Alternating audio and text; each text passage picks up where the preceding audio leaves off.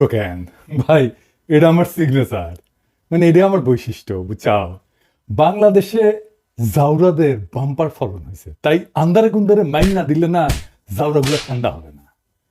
জাউরাগুলোর একটা বিশেষ বৈশিষ্ট্য আছে, ভাব দেখাবে হারকুলিস, কিন্তু আপনি যখন মাইর শুরু করবেন না তখন দেখবেন বিলাই হয়ে গেছে। সবাই ভাবিচ্ছে দাদা শুরুতেই এত গরম কে। আপনারা হাউকাও দেখতেছেন না, আইন শৃঙ্খলার অবস্থা খুব খারাপ। প্রফেসর ইউনূসের পুলিশ কোনো কাজ করতেছে না, রাস্তাঘাটে কোনো পুলিশ দেখা যায় না। এটা সভ্য দেশে রাস্তায় পুলিশ থাকে না। বাংলাদেশে সবচেয়ে বেশি ট্রান্সফর্ম হয়েছে পুলিশ, অবিশ্বাস্যভাবে ট্রান্সফর্ম হয়েছে। কোনো প্রাতিষ্ঠানিক সংস্কার ছাড়াই পুলিশের বিশাল পরিবর্তন হয়েছে। কি কি পরিবর্তন হয়েছে আসেন দেখি। 1 নাম্বার, দাঙ্গা পরিস্থিতি সামলানোর পদ্ধতি এবং শক্তি প্রয়োগের মাত্রা বদলাইছে। 2 নাম্বার, তদন্ত এবং অপরাধ উন্মোচনে দ্রুততা আসছে। 3 নাম্বার, পুলিশের ভেতরে গণমুখী এবং মানবিক চরিত্র উন্মোচিত হইতেছে। 4 নাম্বার, দাঙ্গা পরিস্থিতিতে পুলিশ নিজে মাইর খায় কিন্তু অ্যাগ্রেসিভ হয় না। এই এত পরিবর্তন কোন জিনিসটা দেখে বুঝলাম আপনি জানেন যে পুলিশের বদলটা রিয়াল, এটা ফেক না। এটা আপনি বুঝবেন অ্যাকশনে না, এটা বুঝবেন ইমোশনে। আমি একটা ভিডিও দেখাই, এই ভিডিও আগেও দেখেছেন। একজন অতিরিক্ত বাবাসী আমার বুক ভরা লাথি মারছে, একবার বুক বরাবর হঠাৎ করে পিছন থেকে আসে লাথি মারা শুরু করে পিছন থেকে। আমরা তাদেরকে না মেরে আমরা এমনি বারবার বাধা দিচ্ছি, হাত দিয়ে ডালার লাঠি দিয়ে আমরা বাধা দিচ্ছি, আপনারা আসেন। হঠাৎ করে লাথি মারছে আমার, এই আমি রোজা রাখছি, রোজা ভাঙা যাবে না, এখন হাসপাতালের জন্য আছে। এই যে পুলিশটারে লাথি মারিছে বামপন্থীরা, আমি শিওর বামপন্থীদের একজন রোজদারকে এইভাবে মারার পরে রাতে গাঞ্জা দিয়া সেলিব্রেট করেছে হারামজাদারা। আপনারা এই পুলিশের কমিটমেন্টটা দেখেন। যে কোনো ডাক্তার বুঝবে যে তীব্র ব্যথা হইতেছে ওর। আমার ভয় হচ্ছে যে ওর লিভার টিভার ফাইটা গেছে কিনা, আল্লাহ না করুক, বা তার অন্ত্রের কোনো রক্তনালী ছিঁড়ে গেছে কিনা। অমিতাভ বচ্চন কিন্তু ঠিক একই রকম একটা ইনজুরিতে পড়েছিল কুলি সিনেমা করতে গিয়া। যাই হোক, পুলিশটা এখন কেমন আছে একটু জানায়েন আমারে, আমার খুব জানার ইচ্ছা কেমন আছে বেচারাটা। যেই পুলিশের এমন কমিটমেন্ট থাকে যে খোদা তালার আদেশের উপরে তীব্র শারীরিক কষ্টের চাইতেও ওষুধ নিয়ে রোজা ভাঙার বেদনা যার বেশি, সে একজন পিওর সোল, বিশুদ্ধ আত্মা। এইবার আমার দেশবাসীর কাছে প্রশ্ন, পুলিশ আক্রমণ করেনি, আপনারা জানেন। এই বামেরাই উস্কানি ছাড়া আক্রমণ শুরু করেছে। যে বাম কমিউনিস্টরা বাংলাদেশে বসে রোজদারকে এমন ভাবে নির্মম ভাবে পিটায় বিনা উস্কানিতে, বিনা কারণে, তাদের কেন আমরা বাংলাদেশে রাজনীতি করতে দেব? ছাত্রীরা তো হারমোনিয়াম বাজাবে, মারপিট শুরু করলো কেন? কারণ সামনে বাম পিছে আওয়ামী লীগ আর কলকাঠিনা দিচ্ছে ইন্ডিয়া। দেখেছেন, নিউজ বেড়ে গেছে, রিপোর্ট হয়েছে। আর এই যে ভিডিওটা দেখেছেন না, এই যে গলা ফাটায় পিনাকের বিরুদ্ধে লড়তে হবে একসাথে, একসাথে মানে বুঝেছেন তো, একসাথে মানে হইতেছে আওয়ামী লীগ সহ আর কি, বুঝছাও। তার স্লোগান দিতেছে যে লোকটা না দেখান, এডিটর সাহেবটা ভালো করে দেখান। সে তার নাম হইতেছে রাসেল ইসলাম সুজন।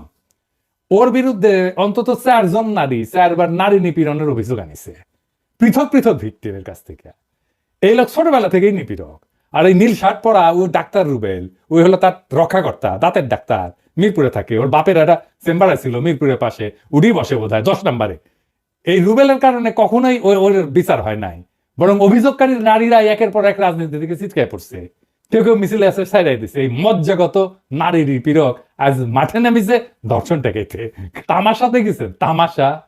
তো উই তো লড়াই করবার চাই, তাই না? আবার না দেখান কেন লড়াই করতে চায়।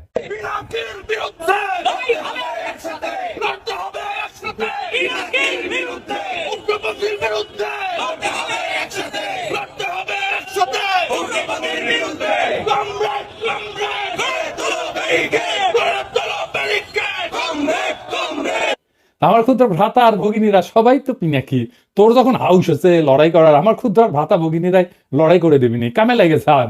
অনেকে কবে যে আপনি এটা অনিরাপদ করে দিতেছেন। ভাই, লড়াই তো উই করতে চাইছে, আমি তো চাই নাই, তাই না? আমি কেন ওর জীবনের একটা স্বাদ অপূর্ণ রাখবো বলেন? কেউ আমার কাছে একটা জিনিস চাবে আর আমি আমার সামর্থ্য থাকলেও দিব না, এটা তো হয় না, তাই না? এটা কি করা উচিত বলেন? লড়াইয়ের ভিডিও পেটে নামাক, হ্যাঁ। আরসিবি বেকুর বাচ্চা, তোদের ওদের কয়ে দিয়ে যে আমি তো বেকুব না, যে গুতেরেস আছে ওই দিন আমি ঢাকার রাস্তায় কিছু কইরা প্রফেসর ইউনূসের প্যারা দিমু, ওনারে বিব্রত করবো। দাবরানি যেদিন দাঁড় দিমুনি, হ্যাঁ, ডেট আমি ঠিক করবো, হ্যাঁ, খারা এমন ভাবে যেন সরকারও বিব্রত না হয়, বুঝছাও। এবার আসেন অপরাধের পরিসংখ্যান নিয়া। অপরাধ কি আসলে বাড়িচ্ছে? আমি 2024 সালের জানুয়ারি থেকে এই পর্যন্ত ফেব্রুয়ারি পর্যন্ত অপরাধ সংক্রান্ত সমস্ত তথ্য সংগ্রহ করছি এবং ফলাফলগুলো কিন্তু খুব সুন্দর।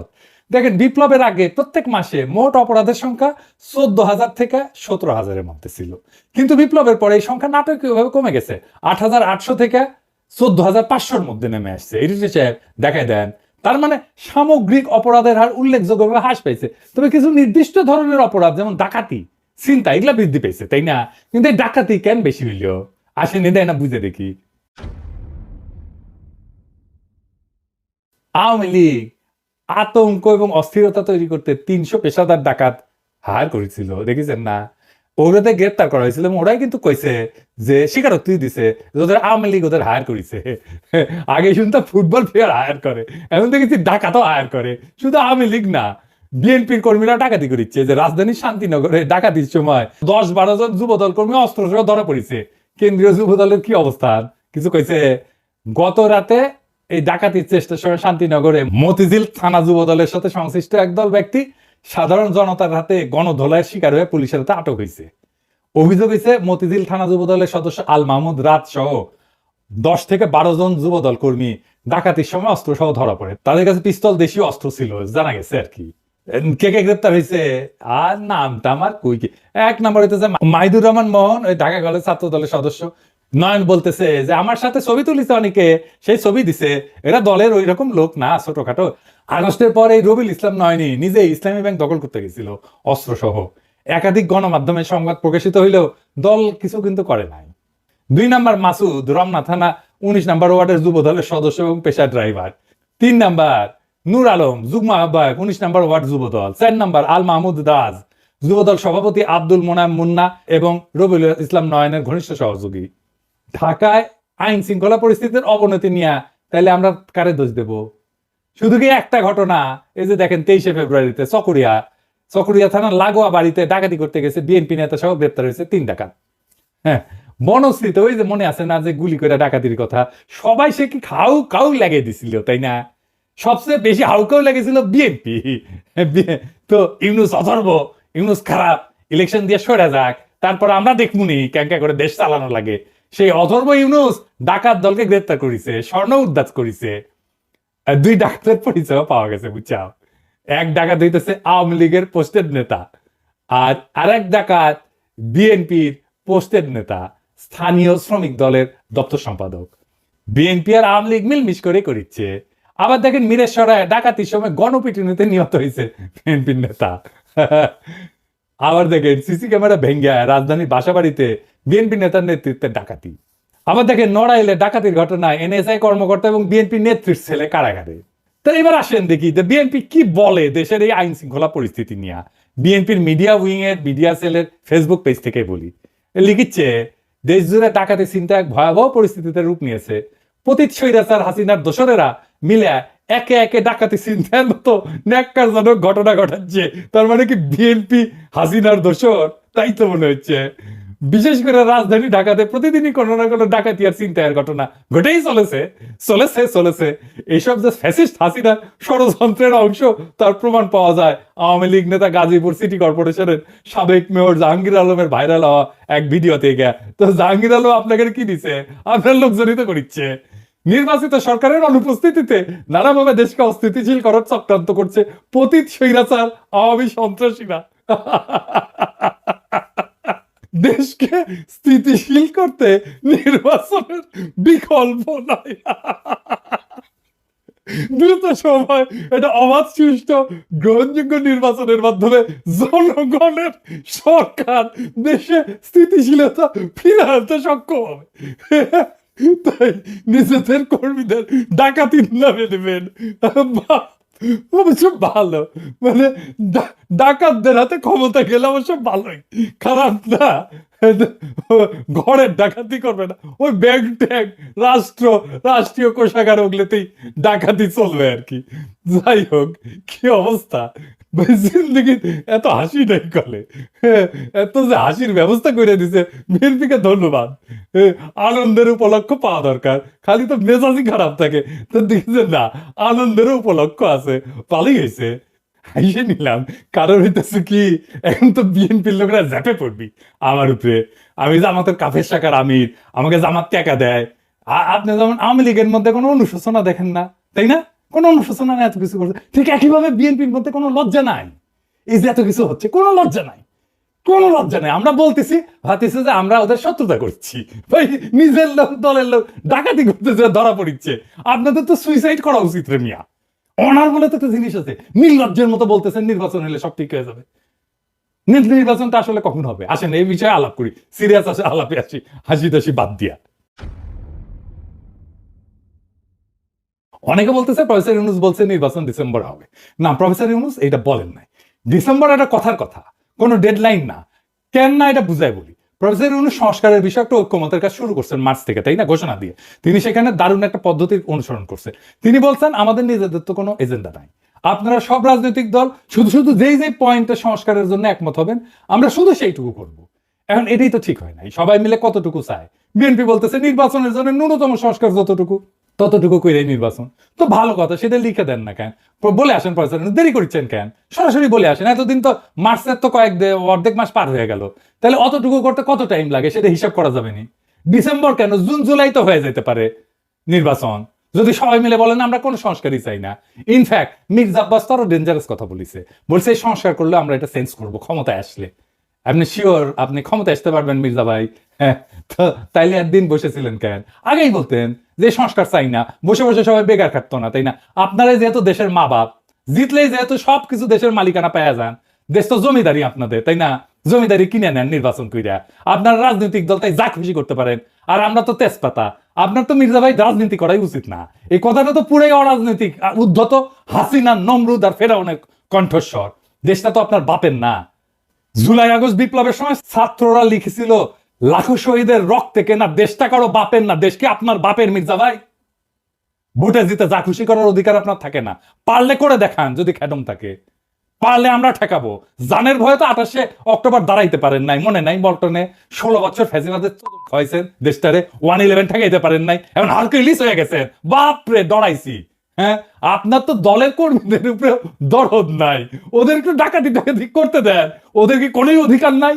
একটু জিব্বাটাকে সামাল দেন, সংযত করেন। ওই যে জনডানের একটা কবিতা আছে বুঝছাও, ক্যানোনাইজেশন বলে, ইংরেজি তো, ইংরেজি যেহেতু লিখেছে ঠিকই লিখেছে, লিখেছে for God sake hold your tongue and let me লাভ।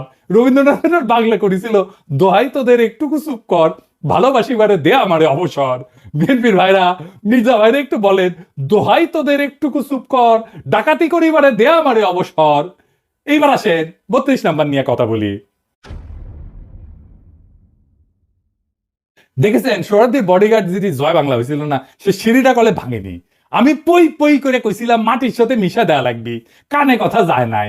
যখন জানিছি ওটা জিন্দা আছে তখনই কইছি ওই শিরিক মন্দির বানাবি হাসিনার দলের লোকেরা। ঠিকই বানাইছে, দেখেন কি করিচ্ছে, দেখেছেন? দেখেছেন? বুঝেছি, ওটা আমার নিজ দায়িত্ব লিয়া ভাঙা লাগবি। অসমাপ্ত আত্মজীবনে লিখেছিল সোহরাওয়ার্দীর বডিগার্ড, আর আমরা আপনারা অসমাপ্ত ভাঙাভাঙি করেছেন। আমি এর দায়িত্ব আর ক্ষুদ্র ভ্রাতাদের দিব না, একেবারেই দিব না। নিজে হাজির থাকবো। 5ই আগস্টের মধ্যে দেশে যাওয়ার পানি নাকি দেখি। সরকার তো আমার নেওয়ার জন্য ফরাসি সরকারের সাথে কথাবার্তা করছে।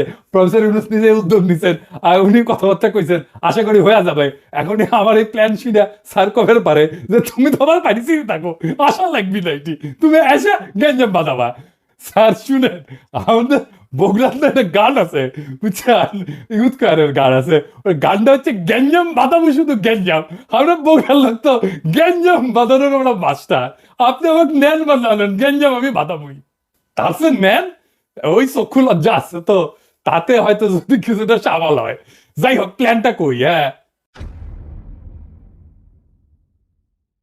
এইবার আমি আমার ক্ষুদ্র ভগিনীদের নেব, জনা 30 ওরাই ভাঙবি। আমার কলে চাইনিজ বুদ্ধি, শিওর শট, কখনো ফেল করে না আমার প্ল্যান। আমি ক্ষুদ্র ভগিনীদের লাইন ধরে সিঁড়ির দাঁড় করাবো। হ্যাঁ, এক এক সিঁড়ির 2 থেকে 3 জন, তারপর উপর থেকে ওদের মাথার উপরে 8 ছেড়ে দেবো। ওরা যে চিকুন মারবে আর সিঁড়ির উপরে যে দাবা দাবি করবি না, ওই সাথে সিঁড়ি ভেঙ্গা মাটির সাথে মিশে যাবে। এই কৌশল বড় বিল্ডিং ভাঙার টাইমে কাজে লাগানো যাবে, শিওর শট। হ্যাঁ, এবার ক্ষুদ্র ভ্রাতাদের শিখে দেওয়ার টেকনিক। হ্যাঁ, প্যান্টের পকেটে জ্যান্ত আরশোলা নিয়ে যাবেন ডেটিং করতে গার্লফ্রেন্ডের সাথে, গ্যাঞ্জাম লাগলে পকেট থেকে আরশোলা বের করে নিবেন সুইরা একেবারে গায়ের উপরে ঠান্ডা হয়ে যাবে। জিন্দেগি তার প্যারা দিবি না গার্লফ্রেন্ড, প্যারা দেওয়ার চেষ্টা করলে না খালি প্যান্টের পকেটে হাত ঢুকাবেন, আরশোলা থাকুক আর না থাকুক একেবারে ঠান্ডা, বুদ্ধিটা ক্যাঙ্কা।